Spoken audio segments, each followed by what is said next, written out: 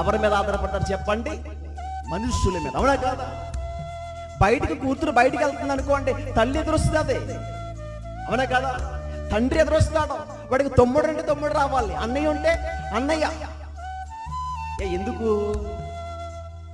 ఎందుకు అంటే ఇదిగో వీళ్ళు వస్తే నాకు ఏం జరుగుతుంది? మంచి జరుగుతుంది. చూడండి ఒకసారి.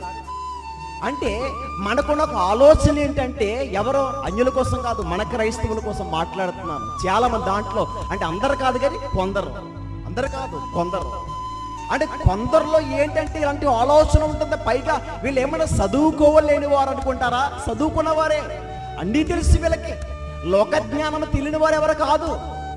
చక్కగా చదువుకొని కూడా ముందుకు సాగిపోతున్న వారు కూడా ఇటువంటి మూఢనమ్మకాలలో చాలా మంది ఇంతవరకు కూడా మిగిలిపోయారంటే కారణం ఏంటంటే